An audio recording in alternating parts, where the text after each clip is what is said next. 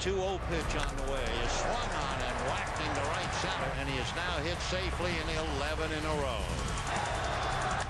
Hard ground ball, base hit. Here comes Hudson. The run is in. Orlando is really burning. Live from Los Angeles, it's Alone with Rome.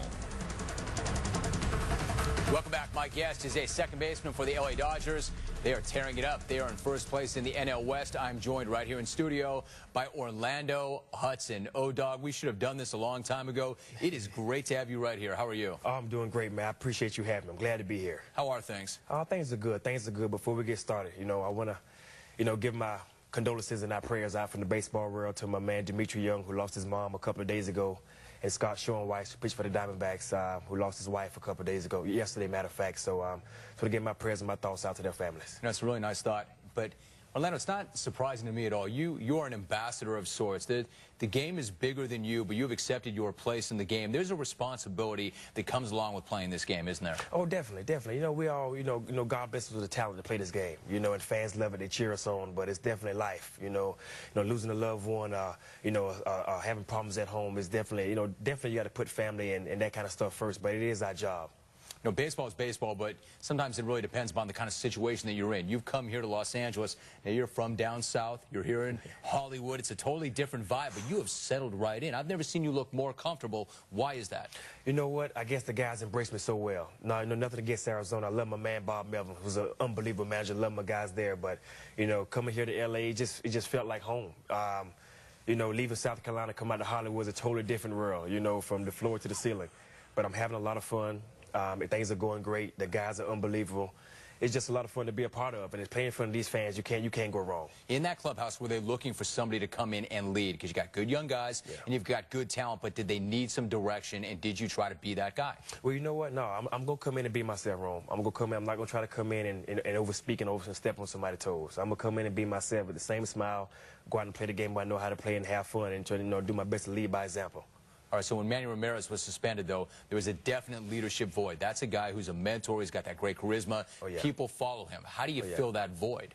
Well, you know what? All I can do is be there if the young kids need me. And the young kids we do have with the Russells and the Ethier and the Loneys and the Kemps, the guys are good. The guys are good. They come to me, they ask me certain questions, they ask me certain things, and the same thing I had in Arizona with the Uptons and the Youngs. It was a lot of fun.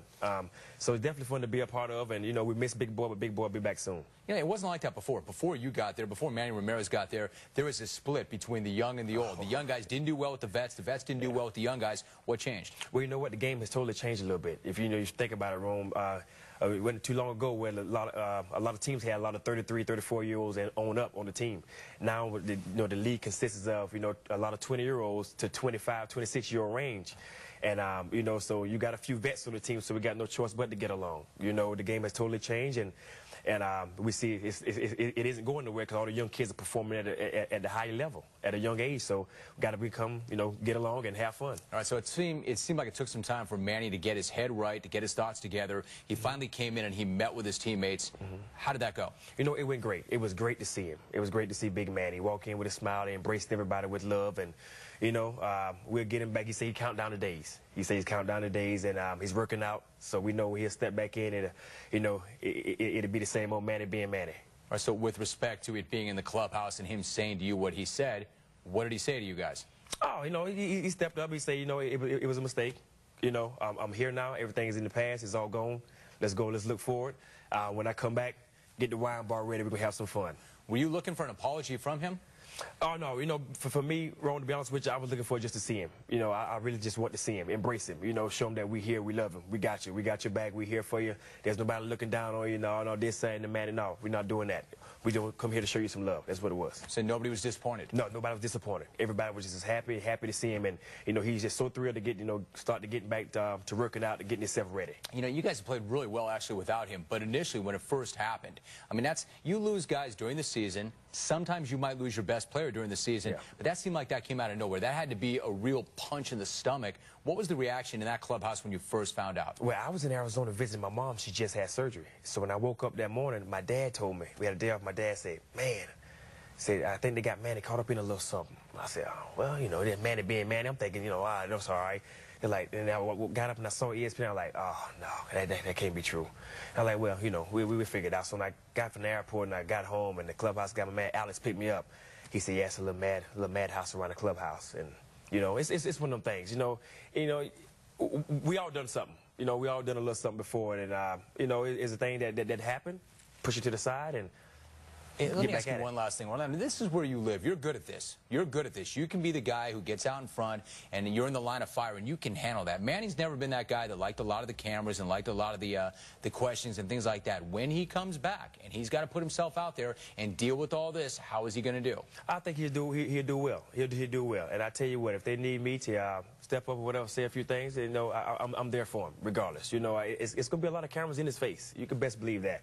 You know, he's never been one of the guys that really, you know, like you said, talked to in the cameras and done a lot of things. And, you know, if it myself or Casey Blake or Mark Loretta, the veterans, Brad Osmus, the veterans that we do have, who are unbelievable, can step up, we're a team. We know we're here as a team. We love as a team. We're going to win as a team. We lose as a team. Interesting. You've got some really good vets on that team. I think Casey Blake, watching you guys, Casey Blake, if you're in it every single day, you know what that guy means to a team. Yeah. But unless you're there, you wouldn't see it. He means a lot to that team. Oh, definitely. He means a lot. And then, you know, then my man Juan Pierre step in and do his role. How about Juan Pierre? Juan Pierre doing it. Me and Casey Blake came up together with Toronto, man. He's always been, always been one of my favorites. Great player. And he come in, he's swinging that pole, man. And Juan Pierre stepped right in, didn't miss a beat. Right back the same Juan Pierre always be. And, you know, the guys like Mark Loretta and Brad Osmus and Juan Castro. This is just a great core of guys. I love Brad Osmus. He's a great guy to have in the clubhouse. But in defense of Juan Pierre, I didn't see him coming in and putting up the numbers that he would right away. And plus, we're talking about a guy who's lost his job the last couple of years, never complained, showed up like a pro, and when they needed him to do it again, there he was. Yeah. You know what, though, man? That's a guy that put up 200 hits a year when he's playing every day. But like me and Juan Pierre said, man, like our grandma always said, God will put stepping stones at your feet that you shall come across. You keep faith in him. He will step you across. Excuse me for doing that. You're coming to life. You know, I'm thinking about one thing. You had that terrible, terrible injury where you suffered an injury to your hand that had never been suffered in the history of Major League Baseball. It hasn't affected your mood at all. Physically, how are you? You know, to be honest with you, Rome, I want to retire. That's my first words. Was that bad? Yeah, it was that bad. It was that bad. I mean, the only place I felt comfortable laying on the bench with my man, you know, our trainer Dave Everest was holding me. It felt comfortable, my hand up here. I wanted to retire. And I watched, you know, our GM Josh Burns walk in, and, you know, my manager Bob Melvin, pitching coach Brian Price, and Gibbons walk in, and I'm sitting there saying to myself, I'm done. I got to give this up, man. Baseball maybe ain't for me. 2 years in a row, you know, broke my thumb. The next year, tear my wrist. I'm like, I got to retire. So I called my mom, and my grandma and my mom talked to me like, baby, you got to look up. It's just a stepping stone. I said, Mom, this is too big of a stepping stone. I don't think I can step over this one. I got to retire, man. And that's the first thing that came to my mind. I'm done. So I talked to Josh Burns and Bob Miller, like, oh, you can't just give it up like that. You know, about a couple of weeks later into it, you know, after the Dr. Sheridan did a great surgery and everything turned out good, they said, oh, you're going to turn out fine. I was still second-guessing myself, like, I don't think it's for me. Or grind it out, keep the faith, hitting 20 of 21 right now, and lead the first-place Dodgers.